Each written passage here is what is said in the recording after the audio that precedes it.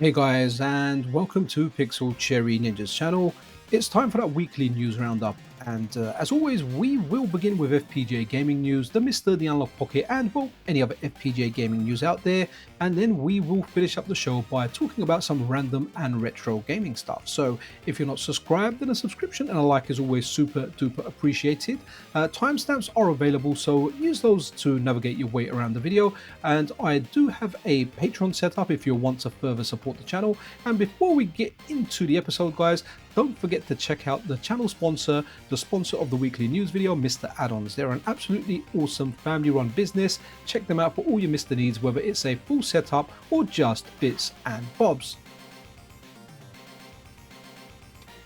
Did any of you guys play this game growing up? This is Superman the arcade game. This is something that we played a lot in the arcade as a kid, and it's a game that's very dear to me.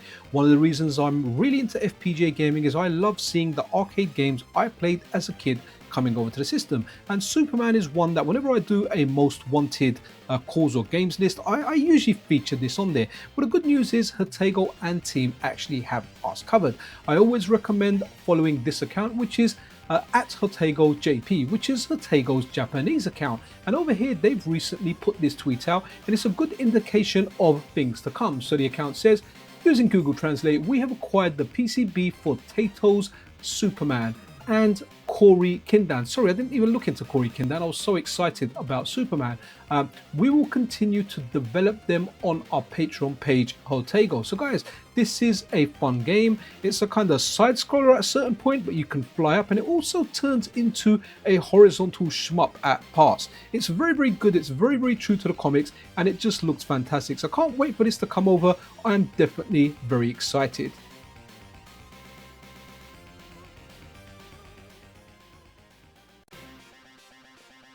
Remember guys, previously we had a look at the Philips CDI core for the MiSTer FPGA. Now this core was released as like a work in progress core. It isn't available by update tool. It's something you have to put on manually. Now there was a few games that worked, there was a lot of games that didn't, and the core didn't actually have any sound. But the good news is the developer working on this core, Slammy, they have updated the core and now it has sound. The footage that you're seeing here is from a previous video.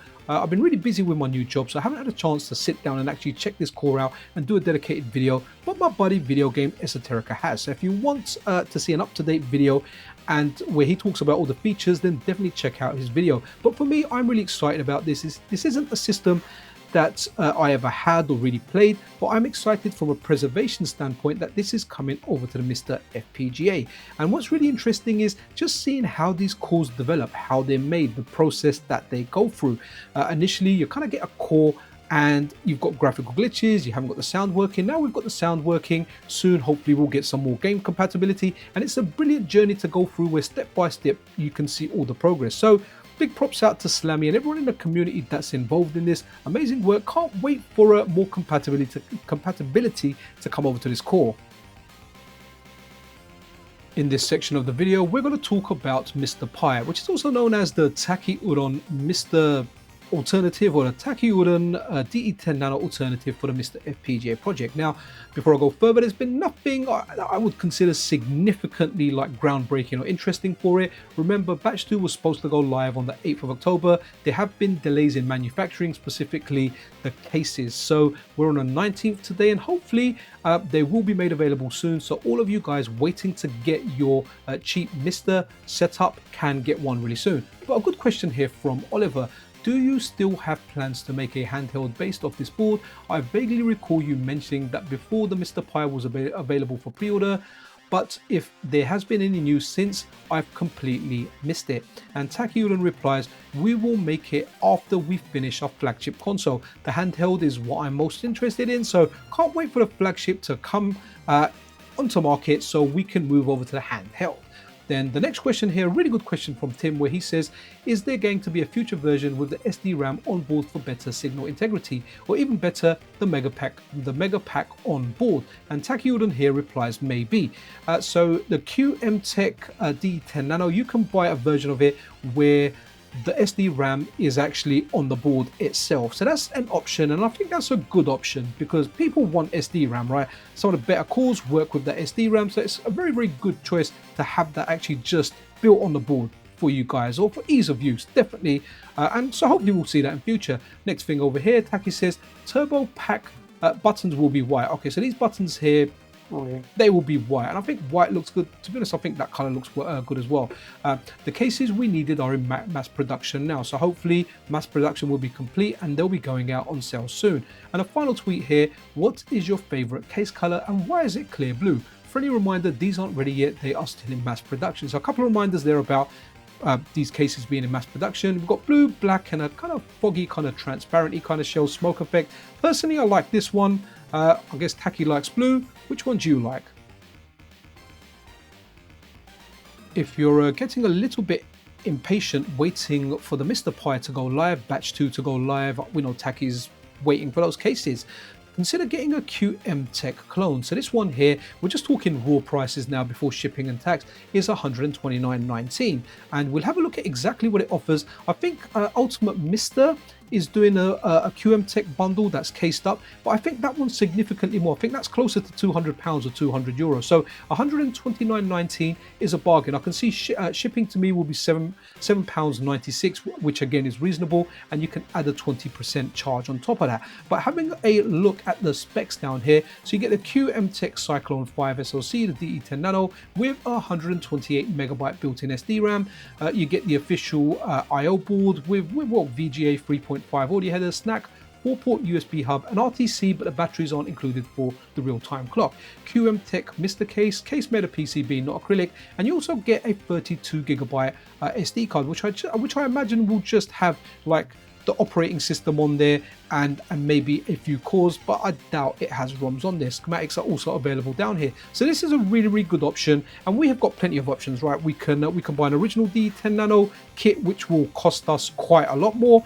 We can buy like the Ultimate MiSTer one of the QMTech version, which again will cost us more. We can buy the QMTech one, which is, from what I can see, very good value, very similar to the MiSTer Pi price.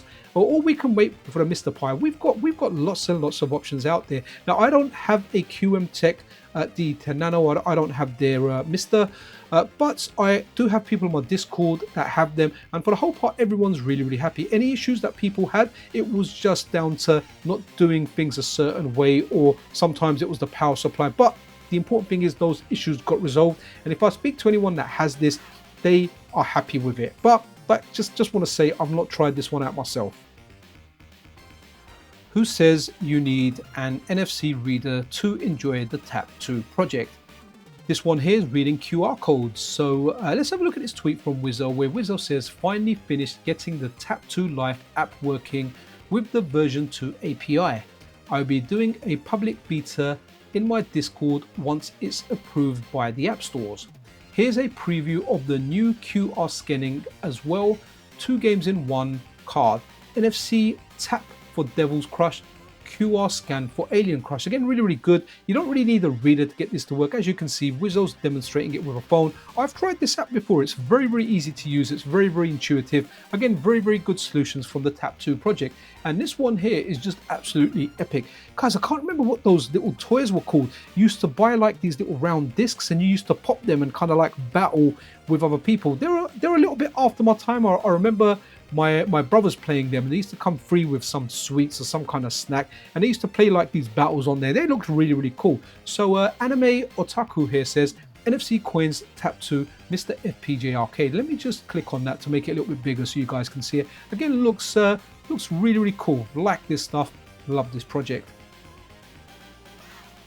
October the 16th is always a big day for Analogue news. Last year, 2023, they announced the Analogue 3D, and this year they've announced that they're going to be beginning pre-orders for it, coming in on October the 21st, which is Monday morning, 8 AM PDT. If you're from the UK like me, this will be 1600 at 4 PM in the afternoon. So if you want to get one, get ready for it. So Analogue here say introducing Analogue 3D, a reimagining of the Nintendo 64 in 4K resolution, perhaps the greatest multiplayer system of all time.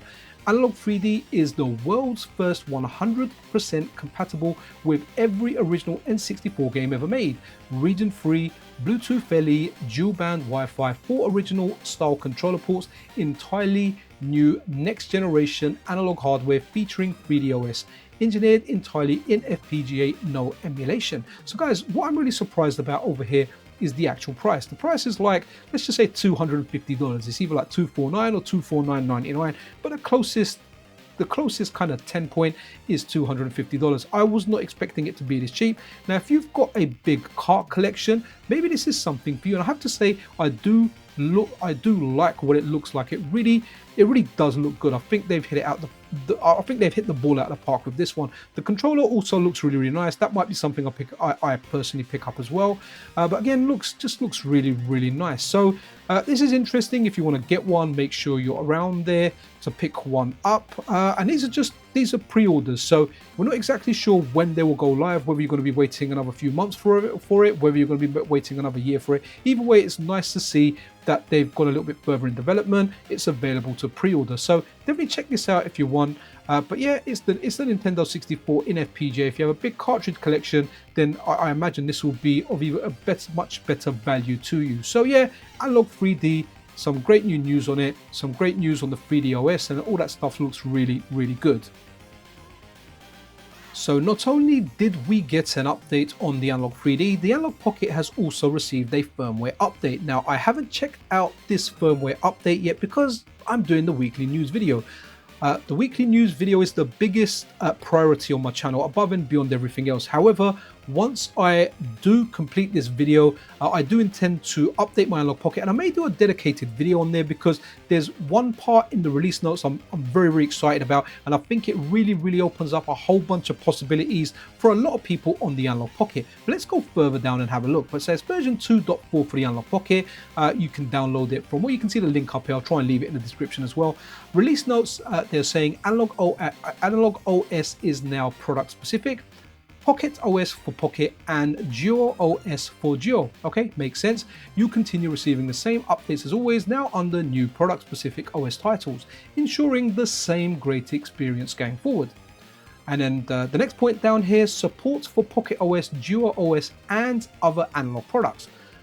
Pocket OS, Duo OS and all other existing Analogue products will continue to receive the same full support just as they always have. Okay, good to know. Clarification on 3D OS and compatibility. 3D OS is a brand new operating system built for Analogue 3D. Its features are exclusive to 3D OS and are not compatible with Pocket OS, Duo OS and other Analogue products. Okay, that's pretty clear, right? That's the Analogue 3D is like the next generation, the next big step in Analogue devices. So updates for OpenFPGA, we've got fixed Game Gear rotated button mapping. Okay, sorry, that might just be for the Pocket, so maybe not necessarily OpenFPGA, because we've got a part here for OpenFPGA, and this might be the only thing that's been updated. But guys, this is a welcome update, and I'll explain why. So this one over here, so it's currently in beta. Controller remapping now applies to all 4 controllers when docked.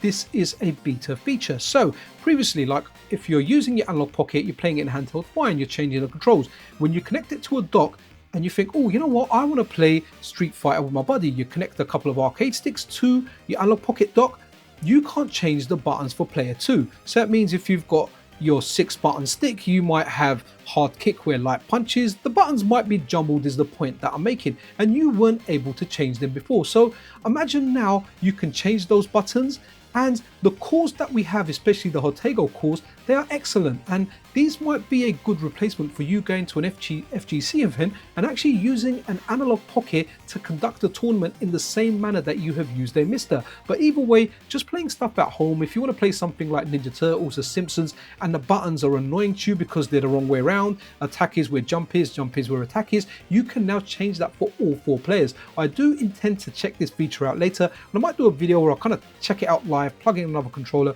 maybe get one of my kids to kind of help me with it. But guys, to some people out there, this might be nothing. You may only ever play your Analogue Pocket by yourself, but the ability to change controls for multiplayer, at least for me, is a very big feature and a very welcome one. I'm featuring this tweet because, hey man, like, X-Men is cool, so is Random Monk 3, and so is Hotego. But the main reason above and beyond anything else why I'm featuring this is because I haven't said the Analogizer for a long time. So okay, Analogizer playing Hotego's X-Men core in the arcade way on the Analogue Pocket via the Analogizer. So if you want to grab yourself an Analogizer, you want to play Analog Pocket on a CRT display, you want to use original controllers via snack, then this is a very good option. So guys, you know, if this is for you and you want that CRT thing, consider getting yourself an Analogizer. Is there any stopping NAND to Mario? So NAND to Mario has ported over a whole bunch of cores to the Tang FPGA range. This ranges from NES, SNES, most recently like the Game Boy Advance, and now they're working on MD Tang, the Mega Drive, the Genesis core, and this is a port of the MiSTer core. So new core for Tang FPGA, MD Tang 0.1. Mega Drive Genesis is one of my favorite consoles, a star of the 16-bit era. This is a port of the Genesis MiSTer with very few changes. Game compatibility is already good. If you have a Tang 138K or Pro, grab it from, well, the link that's provided here. And a good question here from WBJCK. It says core ported from MD Nuked or Genesis core. Well, when it kind of said Genesis, I thought it would be the Genesis one. And the Nitro says, I'm also wondering this. And they've ported over the Genesis core for the MiSTer, so not the Nuked MD one. So the Tang is getting a whole bunch of cores. It's a cheap FPGA, and it seems to be a good platform, especially with all the work NAND to Mario is putting on bringing cores over to the system. This is something I featured on the channel previously. Now, I missed a big part of Windows gaming. I missed a big part of PC gaming. I played console gaming exclusively for a number of years before returning to PC. So this over here, the ITX Llama does DOS right. The ITX Llama is a brand new PC that was purpose built for retro gamers to play DOS and early Windows games without any compromises. So guys, if this is something you're interested in, the reason I'm featuring this on the channel is because if you want to get all the components for yourself, it can be fairly costly, but if you buy it as part of a group, it can lower the price, well, for everyone in the group. So I leave a link to the Discord, to their Discord, the Llama boards or the ITX Llama Discord, and over there they have a channel called Group Buy. Now, by the time this video goes live, there'll be less than a day left before the Group Buy option closes. Now guys, I always do your due diligence. The people that I've dealt with that are part of this project, they've been nothing but awesome and good. There's been no complaints about anyone losing money by going into a group buy. But again, it's not something I can take responsibility for. Always do your own due diligence. All I can tell you is the people that I've dealt with regarding this project and regarding the group buys have been nothing but absolutely awesome. So if this is something you're interested in, head over to the Discord, speak to the people. Maybe you want to get into this group buy, but again, I can't emphasize it enough. Always do your homework, always do your own due diligence. But yeah, if you're from the era and you want to play these PC games from like Windows 98 and around that time, then this may be the best option for you guys. I've got an FAQ out there. It's a very friendly community. So if you've got any questions, just head over to the Discord and ask. So yeah, this might be something for you. The ITX Llama does DOS right.